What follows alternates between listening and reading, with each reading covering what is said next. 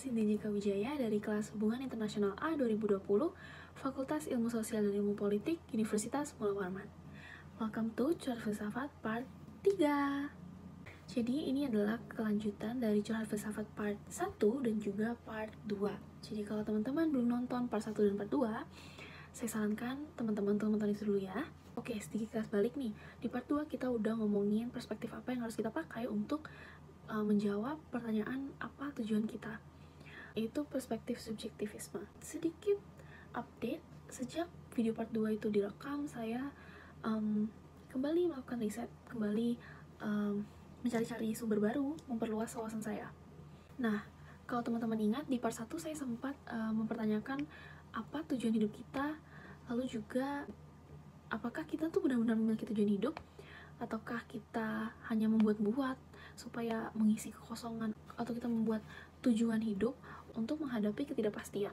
Dari pertanyaan apa tujuan hidup kita, mendapatkan salah satu gambaran jawaban, yaitu tujuan atau purpose itu kaitannya sangat erat dengan meaning atau makna. Jadi tujuan hidup itu sangat berkaitan dengan makna hidup. Menurut literatur yang saya baca, tujuan hidup itu basically cara biar hidup kita itu bermakna. Tujuan hidup itu adalah satu goal yang kita tempatkan agar hidup kita itu bermakna. Kita ibaratkan gini, di dalam lomba lari tentu saja ada garis finish. Nah, tujuan hidup itu adalah garis finishnya. Dan garis finish inilah yang membuat perjuangan kita dalam berlari itu bermakna. Nah, dengan cara kita memaknai hidup, kita bisa menentukan apa yang kita inginkan dan apa yang menjadi esensi dari existence kita, apa yang menjadi esensi dari keberadaan kita.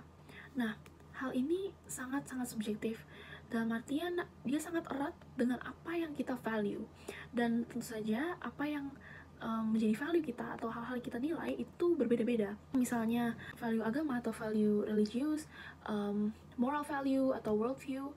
Nah, hal ini sangat subjektif dalam artian itu sangat-sangat erat dengan apa yang kita value dan apa yang kita anggap berharga. Dan tentu saja hal-hal yang kita anggap berharga mungkin tidak ada nilainya bagi orang lain, atau hal-hal yang orang lain anggap berharga mungkin tidak bernilai bagi kita. Karena itu value itu kan subjektif. Misalnya dinilai religius, tujuan itu adalah God given atau diberikan oleh Yang Maha Kuasa. Tujuan hidup kita sudah ditentukan oleh Yang Maha Kuasa. Ini adalah perspektif theis atau seseorang yang mempercayai adanya Tuhan atau kuasa yang lebih besar. Value ini tentu saja berbeda dengan value seorang ateis atau orang yang tidak mempercayai Tuhan.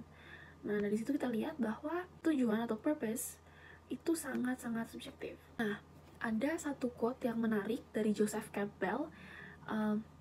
Campbell ini adalah salah seorang dosen di Sarah Lawrence University di Amerika. Joseph Campbell berkata begini, "Life has no meaning. Each of us has meaning and we bring it to life. It is a waste to be asking the question when you are the answer." Hidup itu tidak bermakna. Setiap kita yang punya makna dan kita yang memaknai hidup itu.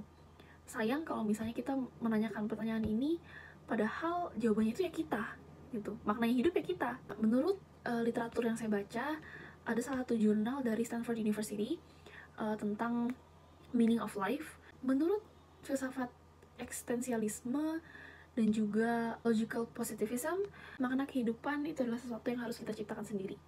Sehingga tujuan hidup kita itu adalah menciptakan makna hidup kita masing-masing gitu. It is up to us to make it happen. Jadi tujuan hidup kita itu tuh kita bentuk sendiri dari ide kita sendiri, dari upaya dan perjuangan kita sendiri. Lalu juga Jean-Paul Sartre dalam esainya yang berjudul Existentialism is Humanism menyatakan bahwa manusia itu awalnya pertama-tama dia tuh ada dulu. Lalu dia bertemu dengan dirinya sendiri, dia muncul di dunia dan kemudian dia mendefinisikan dirinya sendiri. Manusia eksistensialis tidak bisa mendefinisikan dirinya sendiri karena awalnya itu dia bukan apa-apa dan dia tidak akan menjadi apa-apa sampai nantinya dia menjadi apa yang dia buat dari dirinya sendiri. Nah, mungkin agak rumit ya bahasanya. Basically, yang dimaksud oleh para eksistensialis itu adalah mereka mengatakan bahwa makna itu adalah hasil dari perjuangan dan juga komitmen. Kita menemukan makna hidup kita itu adalah hasil dari perjuangan kita. dengan komitmen kita. Nah, berkaitan dengan pertanyaan apa tujuan kita, ada juga paradigma yang menyatakan bahwa hidup itu nggak perlu ada tujuannya. Just live. Hidup aja. Hidup itu bukan lomba lari sprint, tapi hidup itu adalah maraton. Jalani apa yang ada di depan kita. Hidup itu nggak perlu ada tujuan akhirnya. Just live. Nah, Aristoteles, salah satu filsuf yang tentu saja pasti familiar di telinga kita, mengatakan bahwa tujuan hidup manusia itu adalah mencapai eudaimonia atau kebahagiaan. Nah, kata-kata Aristoteles ini mengingatkan saya pada satu quote yang sama ini saya pegang teguh. Ini adalah salah satu quote dari RMBTS. Dia menyatakan bahwa happiness doesn't have to be something you have to achieve.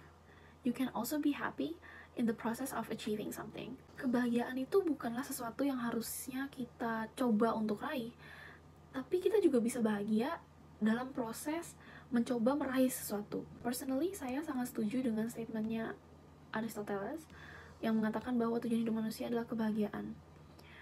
Tentu saja, secara logika, kita pikirkan bahwa tidak ada manusia yang ingin hidup menderita. Semuanya ingin mencapai atau merasakan kebahagiaan.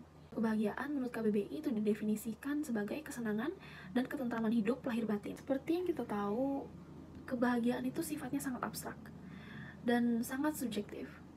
Banyak orang yang bilang bahagia itu sederhana, tapi banyak juga orang yang bilang aku akan bahagia kalau aku titik-titik, misalnya sukses, kaya, atau punya pacar.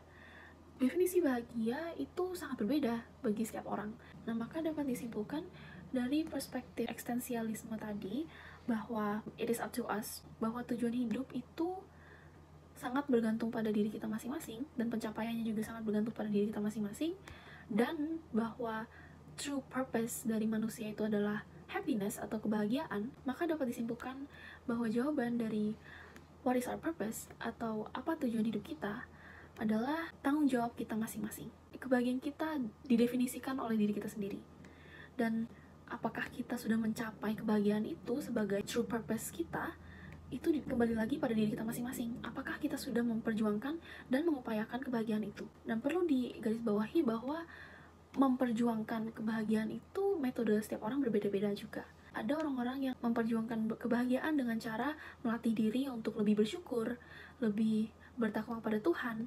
Ada orang yang memperjuangkan kebahagiaan dengan usaha material, seperti berusaha menempuh pendidikan agar bisa mencapai karir yang menjadi cita-citanya. Ada juga yang PDKT biar bisa mendapatkan seseorang yang dicintainya. Nah, maka dapat kita lihat bahwa tujuan hidup kita masing-masing itu berbeda-beda, sangat abstrak.